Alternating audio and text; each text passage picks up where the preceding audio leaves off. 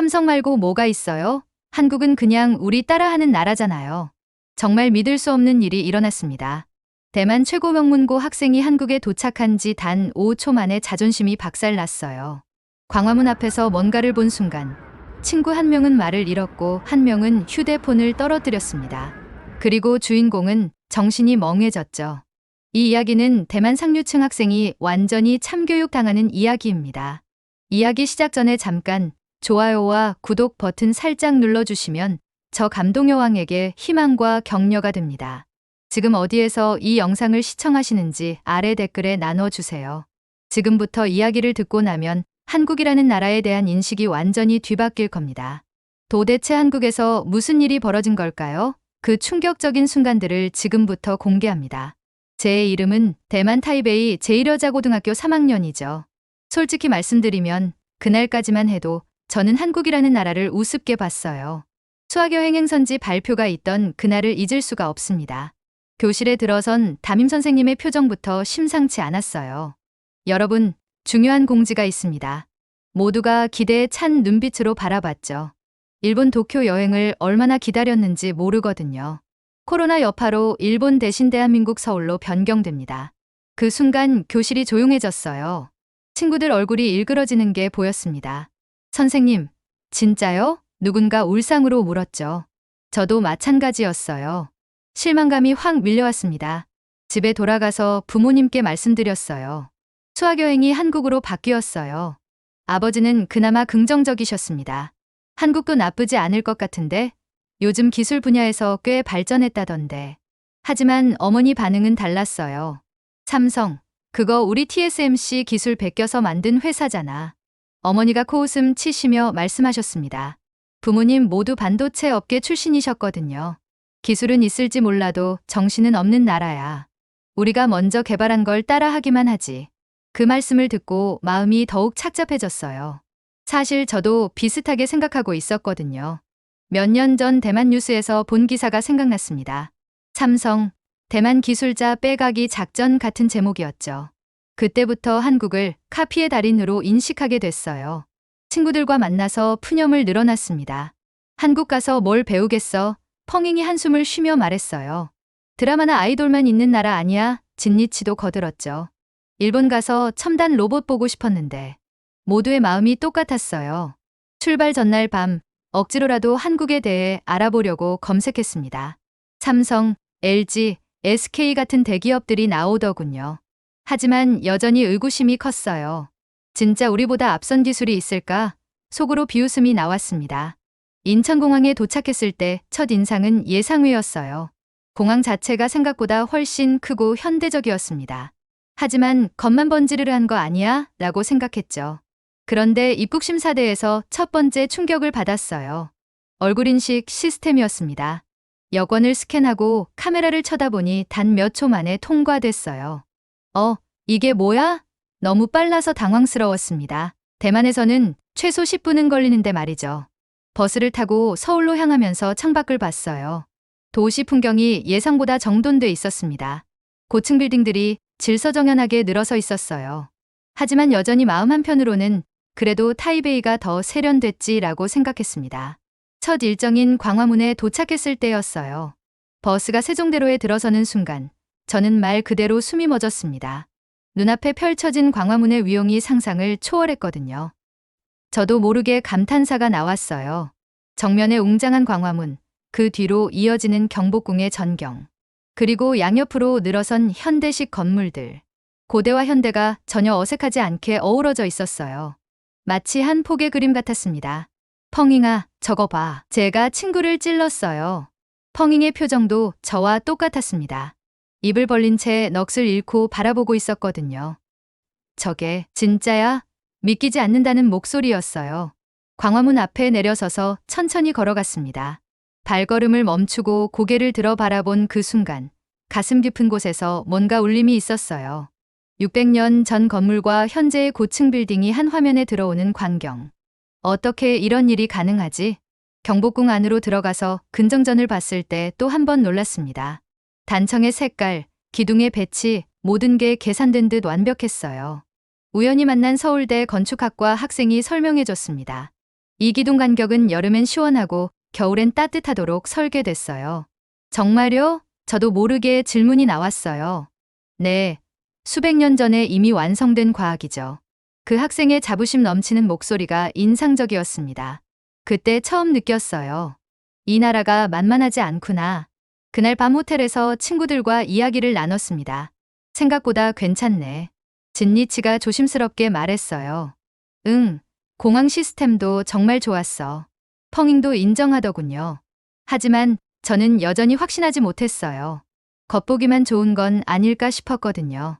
둘째 날 아침 판교 테크노밸리로 향한다는 말을 듣고 코웃음이 났어요. 한국의 실리콘밸리라고요? 가이드 선생님이 자랑스럽게 말씀하시는데 속으로는 실리콘밸리를 봤다고 생각하는 건가? 라고 비웃었습니다. 도착해보니 규모가 상당했어요. 깔끔한 빌딩들이 질비하게 늘어서 있었습니다. 하지만 여전히 겉만 그럴듯하겠지라는 생각이 들었어요. 첫 번째 방문지는 인공지능 연구소였습니다. 젊은 연구원이 나와서 인사했어요. 안녕하세요. 김민수 연구원입니다. 그리고 한마디 더 했죠. 오늘 보여드릴 기술은 사람을 위한 기술입니다. 순간 이상했어요. 기술이 사람을 위한 게 당연한 거 아닌가 싶었거든요. 첫 번째 시연이 시작했습니다. 자폐 아동용 감정인식 로봇이었어요. 작은 로봇이 아이의 표정을 보더니 말했습니다. 이 아이는 지금 슬퍼하고 있네요. 같이 놀아줄까요?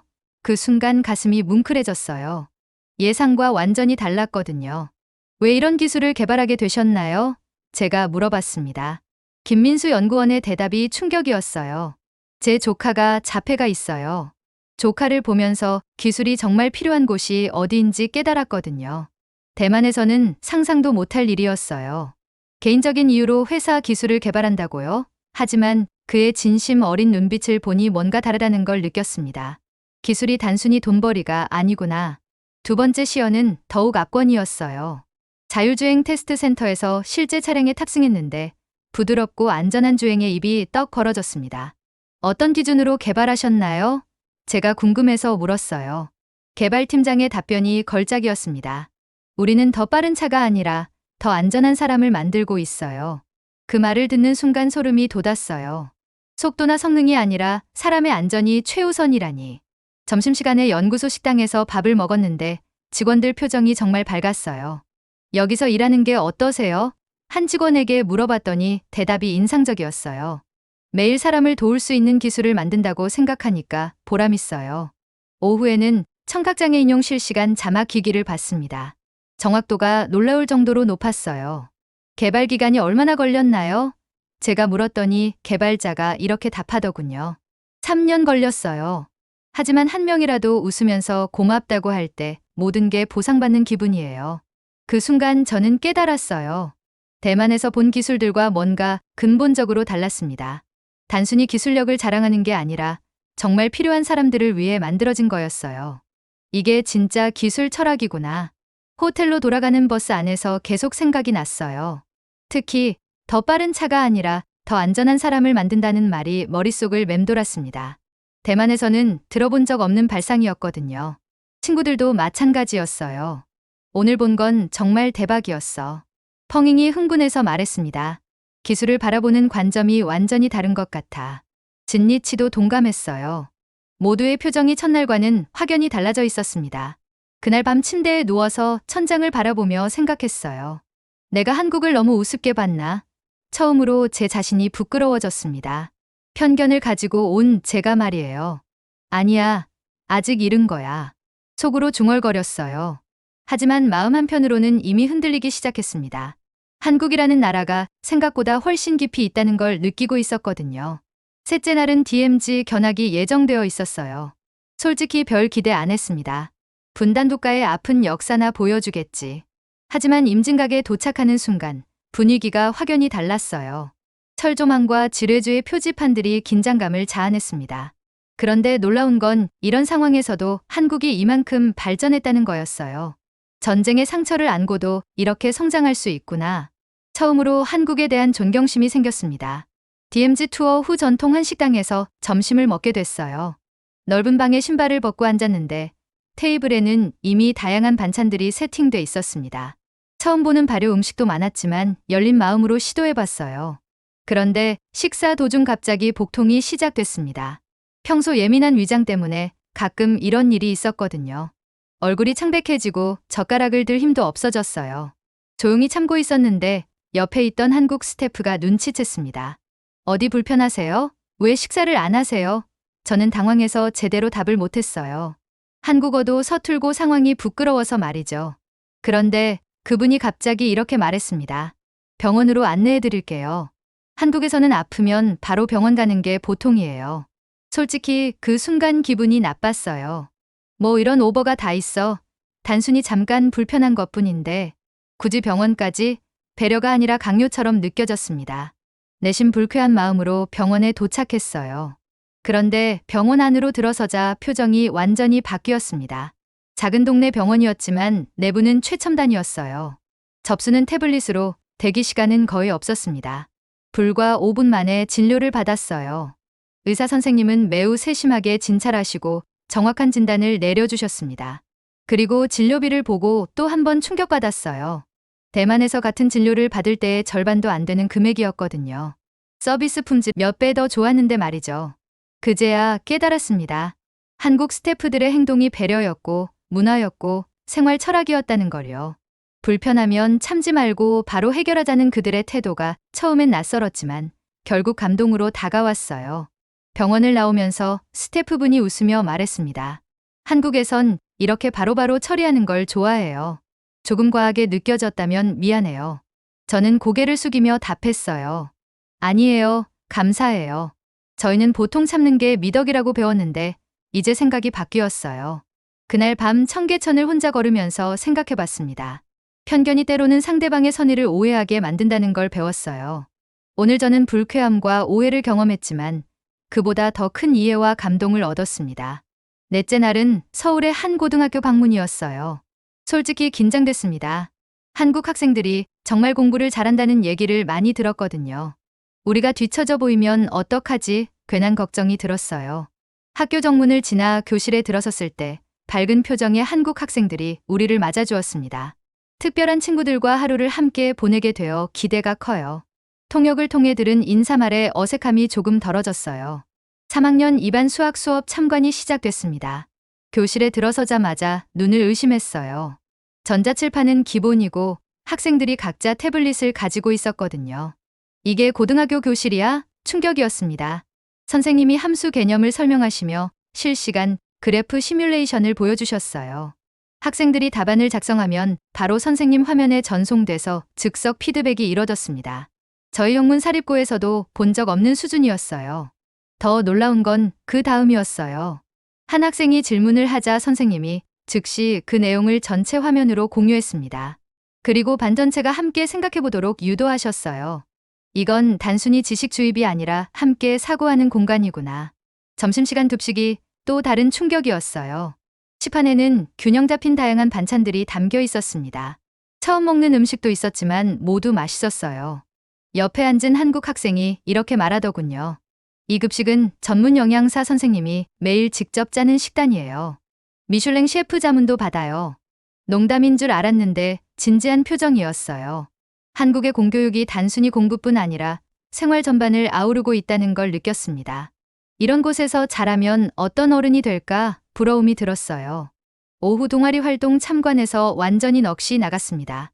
창업 동아리에서 고등학생들이 직접 사업 아이템을 기획하고 시제품 만들어 투자자 앞에서 발표하고 있었어요. 시니어용 AI 건강관리 앱, 청각장애인용 실시간 자막 생성기. 완성도가 어마어마했습니다. 한 학생이 이렇게 말했어요.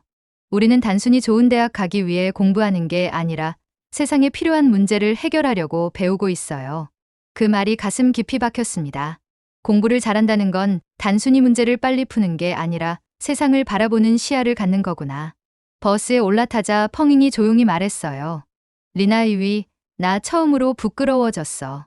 우리가 너무 오만했던 것 같아. 저도 고개를 끄덕였습니다. 같은 마음이었거든요. 한국의 교육 현실 앞에서 우리의 자만심이 산산조각 났어요. 5째 날 밤, 자유시간이 주어졌어요. 친구들은 쇼핑몰로 향했지만 저는 조용한 곳에 가고 싶어서 청계천을 혼자 걸었습니다. 도심 한복판인데도 물소리가 들리고 바람이 시원했어요. 해질 무렵 서울의 야경이 물에 반사되는 모습이 아름다웠어요. 지난 며칠을 되돌아보며 걸었는데 갑자기 누군가 말을 걸어왔습니다. 안녕하세요. 대만에서 오셨죠? 한국 대학생 3명이었어요. 어떻게 아셨어요? 제가 놀라서 물었더니 그중 한 명이 웃으며 답했습니다. 어제 디디 봤거든요. 대만 수학여행단이라고 들었어요. 어색했지만 용기 내서 대화를 시작했습니다. 카페에 앉아 이야기를 나누면서 충격적인 말을 들었어요. 서울대 전자공학과 학생이 이렇게 말하더군요. 우리는 대만을 경쟁자가 아니라 배우고 싶은 친구로 보고 있어요. 정말 뜻밖이었습니다. 정말요? 저희는 말을 잇지 못했어요. 제가 한국에 대해 가졌던 적대감이 부끄러워졌거든요. 연세대 학생도 거들었습니다. 대만의 반도체 기술은 정말 대단해요. 저희가 배워야 할 게 많죠. 그때 용기를 내서 솔직하게 고백했어요. 사실 저는 처음엔 한국을 우습게 봤어요. 부모님도 삼성이 우리 기술 베낀 거라고 하셨거든요. 한 학생이 이해한다는 듯 고개를 끄덕였습니다. 많은 외국인들이 처음엔 그래요. 하지만 직접 와보면 생각이 바뀌죠. 경희대 학생이 말했어요. 중요한 건 서로 다른 걸 인정하고 배우려는 마음이에요. 그게 진짜 성장이라고 생각해요. 그 말에 가슴이 뭉클해졌습니다. 제가 편견을 가지고 온 반면 이들은 우리를 존중하고 있었던 거예요. 앞으로도 연락하고 지내요.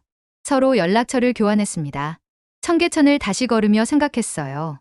진정한 공부는 시험 문제를 푸는 것이 아니라 다른 사람의 삶을 이해하는 것이라는 걸 깨달았습니다. 그날 밤 일기에 썼어요. 한국은 더 이상 제가 비교하려는 대상이 아닙니다. 겸손히 배우고 싶은 나라입니다. 6째 날은 한국 기업들의 글로벌 전략 세미나 참석이었어요. 처음엔 별로 기대하지 않았습니다. 어차피 자화자찬 아니겠어. 하지만 삼성전자 담당자의 첫 마디부터 예상을 뒤엎었어요. 우리는 대만과 함께 미래를 설계하고 싶습니다. 그 말을 듣는 순간 얼굴이 화끈거렸어요. 제가 그동안 품었던 적대감이 얼마나 유치했는지 깨달았거든요. 한국은 이미 우리를 경쟁자가 아닌 파트너로 보고 있었던 거예요. 반도체 분야에서 한국과 대만은 상호 보완적입니다. 담당자가 계속 설명했어요. 경쟁보다는 상생을 통해 더 큰 시장을 만들어가고 싶어요. 자료를 보니 실제로 양국 기업들의 협력 사례가 엄청나게 많았습니다. 세미나 후 질의응답 시간에 용기를 내서 손을 들었어요. 대만 학생으로서 부끄럽습니다. 저희가 먼저 편견을 가졌네요. 떨리는 목소리로 말했는데 담당자가 따뜻하게 웃으며 답했습니다. 편견은 모르기 때문에 생기는 거예요. 이제 아셨잖아요. 그리고 이런 말을 덧붙였어요. 젊은 세대가 이렇게 열린 마음을 가져주면 미래가 밝아집니다. 여러분이 바로 그 미래를 만들 주인공들이에요. 오후에는 한옥마을을 다시 방문했어요. 전통 건축 속에 들어선 현대적 카페들, 한복을 입은 사람들과 정장 입은 직장인들이 자연스럽게 어우러진 모습. 과거와 현재가 충돌하지 않고 조화를 이루는 광경이었습니다. 한옥 카페에 앉아 전통차를 마시면서 생각했어요. 이게 진짜 문화의 힘이구나. 새로운 것을 받아들이되 자신만의 것을 잃지 않는 한국의 저력을 느꼈습니다. 그리고 왜 전 세계가 한국 문화에 열광하는지 조금씩 이해가 됐어요. 그날 저녁 호텔에서 친구들과 이야기를 나눴습니다. 이제 한국을 어떻게 생각해? 펑잉이 물어봤어요. 배워야 할 나라야. 제가 답했습니다. 우리보다 못하다고 생각했던 게 정말 부끄러워. 7째 날 저녁은 DDP에서 열리는 특별 레이저 쇼 관람이었어요. 도착해보니 광장에 이미 수백 명의 사람들이 모여 있었습니다. 놀라운 건 절반 이상이 외국인이었다는 거예요. 프랑스인 가족, 동남아 커플, 스페인어로 대화하는 배낭 여행객들까지. 정말 세계적인 나라구나. 피부로 느꼈습니다. 한국이 단순히 아시아의 한 나라가 아니라 전 세계가 주목하는 문화 강국이라는 걸 실감했어요. 쇼가 시작되자 입이 떡 벌어졌습니다. DDP 외벽이 거대한 캔버스가 되어 한글이 살아 움직이며 춤췄어요. 조선시대 한옥의 곡선이 디지털 선으로 재해석되어 흘러가고 고구려 기병이 달리다가 어느새 미래형 자동차로 변하는 장면. 과거와 현재, 미래가 눈앞에서 하나로 연결되는 순간이었어요. 음악과 함께 터지는 조명이 하늘을 수놓았고 주변에서는 박수와 감탄이 터져 나왔습니다. 저도 모르게 휴대폰을 내려놓고 눈과 가슴으로 그 장면을 기억하고 싶었어요. 그 순간 제 안에서 뭔가 무너졌어요. 한국은 단지 잘 사는 나라가 아니었습니다. 이 나라는 지금 세계가 배우고 싶어 하는 미래 그 자체였어요.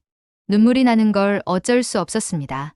쇼가 끝난 후 한국 대학생들과 다시 만나 카페에서 이야기했어요. 사실 저는 처음엔 한국이 이렇게까지 세계적인 영향력을 가진 나라일 줄 몰랐어요. 솔직하게 고백했습니다. 김민수 씨가 웃으며 답했어요. 많은 외국인들이 처음엔 그렇게 생각해요. 하지만 막상 와보면 단지 케이팝이나 음식 때문이 아니라 삶 자체에 감동받고 돌아가는 경우가 많아요. 맞아요. 제가 고개를 끄덕였습니다. 오늘 레이저 쇼를 보면서 확신했어요.